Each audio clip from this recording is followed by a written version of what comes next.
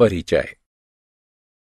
अजीत अपने दादाजी के साथ बस स्टॉप पर अपनी स्कूल बस का इंतजार कर रहा है। वह लोगों को उनके ऑफिस जाते हुए देख रहा है।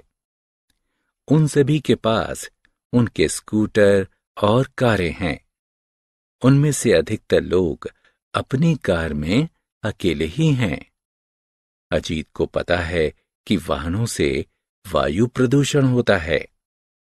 वह चकित है कि लोग पास के स्थानों पर जाने के लिए पैदल या साइकिल का प्रयोग क्यों नहीं करते हैं। यह न केवल प्रदूषण को कम करेगा, बल्कि उनके स्वास्थ्य को भी अच्छा बनाएगा। इस अध्याय में आप वायु और उसके प्रदूषण के विषय में जानेंगे। आओ सीखें। वायु के गुणों की सूची बनाना। वायु प्रदूषण को कम करने के उपाय बताना। पवन यानी हवा को परिभाषित करना। पवन यानी हवा की दिशा का वर्णन करना। वायु के गुण। हम वायु द्वारा घिरे हुए हैं। वायु गैस और अन्य कणों का एक मिश्रण है। यह सभी सजीवों के जीवन के लिए आवश्यक है। सभी सजीव वायु का उपयोग सांस लेने और सांस बाहर निकालने में करते हैं। इसका कोई स्वाद, रंग या सुगंध नहीं है। हम वायु को देख नहीं सकते, किंतु महसूस कर सकते हैं। वायु में भार होता है। दो फुलाने वाले गुब्बारे लेते हैं। उनमें से किसी एक गुब्बारे में वायु भरते हैं। अब इसका भार नापते हैं। उसके बाद खाली गुब्बारे का भार नापते हैं।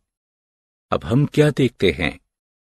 वायु भरा हुआ गुब्बारा खाली वाले गुब्बारे से अधिक भारी है। इससे यह सिद्ध होता है कि वायु में भार होता है।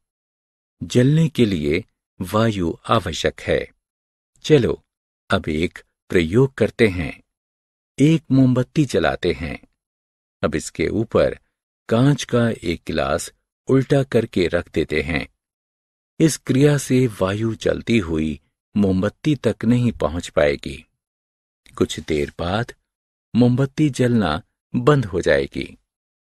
इससे यह सिद्ध होता है कि जलने के लिए वायु आवश्यक है। वायु का संयोजन यानी संरचना। वायु बहुत सारी गैसों से मिलकर बनी होती है, जिसमें नाइट्रोजन, ऑक्सीजन और कार्बन डाइऑक्साइड मुख्य हैं। इसके साथ साथ वायु में जल वाष्प और धूल के कण भी पाए जाते हैं। एक कमरे में आती हुई सूर्य की रोशनी में छोटे धूल के कण एक रेखा में आगे बढ़ते हुए देखे जा सकते हैं। वायु प्रदूषण के कारण। कारखानों और वाहनों से निकलने वाले धुएं से वायु प्रदूषित होती है।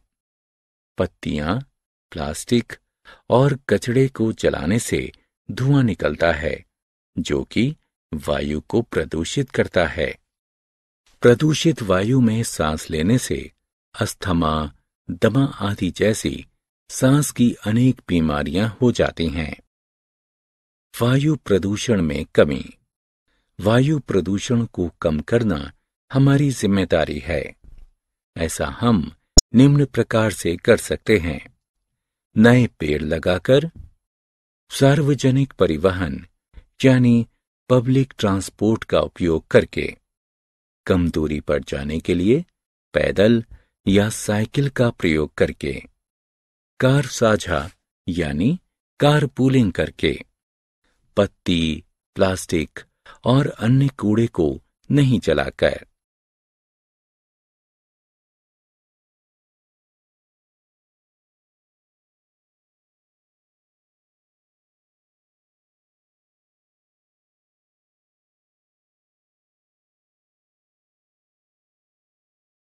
पवन।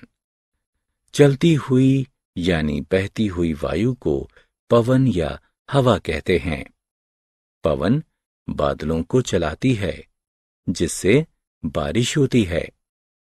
पवन सेल बोटों और ग्लाइडरों को भी चलाती है। पवन ऊर्जा का उपयोग बिजली उत्पन्न करने में किया जाता है।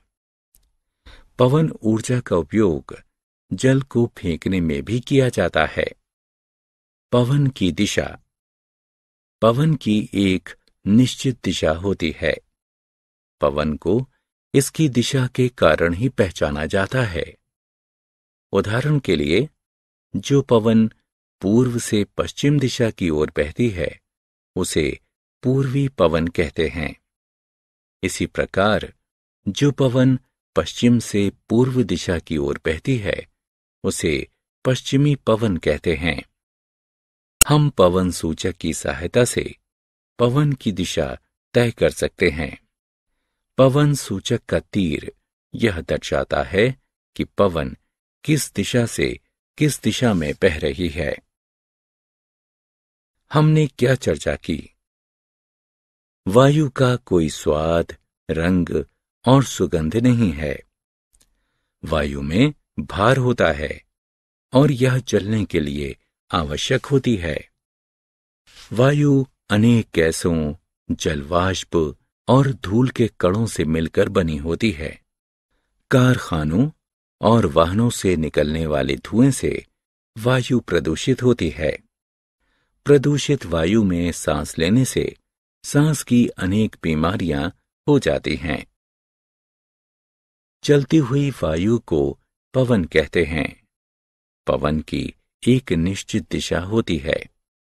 पवन सूचक की सहायता से पवन की दिशा तय की जाती है।